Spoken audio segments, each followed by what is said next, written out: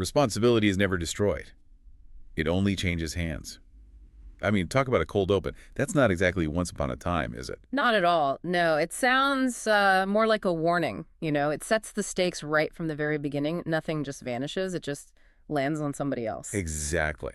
And welcome to the deep dive. Yeah. Today we are digging into episode 5 of the Grand Fled Jury, which is called Transfer of Responsibility. A really pivotal episode. Oh, absolutely. We've gone through the scripts, the writer's notes, all of it. And our mission today is pretty clear. We want to unpack what happens when a legal system just throws its hands up and admits it can't save you. And we've spent 4 episodes in this courtroom, watching all the procedural wheels turn, thinking we're building toward a verdict. Then the gavel strikes and we get, well, not a verdict. The jury foreperson doesn't say guilty. Or innocent. Right. They talk about redistribution, which honestly sounds like something you'd hear at a tax office, not in a courtroom drama. What are they even saying? It sounds so dry, but it's probably the most dangerous thing the court could possibly do.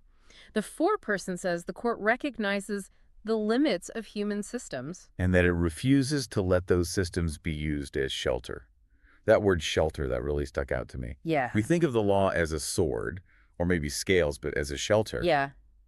That implies you're using it to hide from making a real choice. That's precisely it.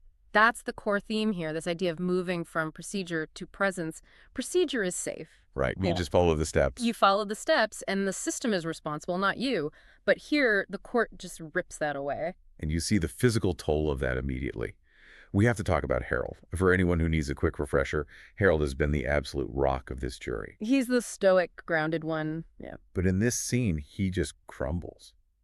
The script describes his hands shaking, but it's very specific. It's not from fear. It says it's from weight. And he says it out loud. I can't carry all of it. It's like the gravity in the room suddenly tripled. He thinks he has to bear it all himself. Exactly. It's the crushing realization of true autonomy. Without procedure to tell him what's right, the full moral weight is on him. Which is the perfect setup for Marjorie's big moment. She's been basically invisible up to this point, and she finally stands. And she doesn't offer him comfort. Not really. She tells him, you were never meant to carry it alone. She calls that idea the lie that broke this place. That's the turning point. The responsibility isn't transferred from the system to one person. No, it's from the system to the collective, to everyone in the room.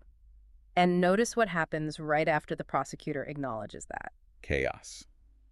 The narrator says the jury unanchors. And my first thought was, okay, they just disappeared. But the notes say that word is very deliberate. It is. Think about a ship's anchor. It holds you in one place. The law was their anchor. When they unanchor, they aren't fleeing. They're not escaping judgment. No, the foreperson says they're doing it so that judgment can evolve. That is a genuinely terrifying idea. A jury that isn't fixed in place anymore. It's just justice isn't some static thing in a book, but something that has to live and breathe out in the world. It can't be confined to the architecture of a courthouse. It has to exist in the daylight. And speaking of architecture, we have to talk about the doors. Because this is the part that makes you just want to scream. Breathing mechanism, yeah. The narrator makes a huge deal out of this. The doors unlock mechanically, not magically. And then the line that's just a gut punch, they always could have. So frustrating. They were in there for 5 episodes and the door was never actually locked. It's a devastating critique, isn't it? Yeah. They weren't trapped by a lock. They were trapped by their own belief that they weren't allowed to leave. The procedure was a mental block. It required that reclamation of human agency, as the script calls it, for them to even think to try the handle. So when they finally do, the whole room just breaks open. Daylight comes pouring in. But, and I love this, it's not some happy ending. No, not at all. There's a phone ringing in the distance. And Marjorie just turns to Harold. And says, now you answer the phone. It comes full circle. Back to that opening line. Responsibility is never destroyed. They escaped the courtroom, but they didn't escape the duty. If anything, the duty is heavier. In the court, they just had to listen. Now, they have to respond. Presence is required. It really makes you look at the systems in your own life a bit differently. It really does. It kind of forces the question, Where are we using rules just as a place to hide? And that's exactly the question that we want to leave you with. If the doors in your life are just mechanically waiting for you to turn the handle, what phone call are you ignoring? Because you're waiting for permission from a procedure that might not even exist. That is the question. Something to think about.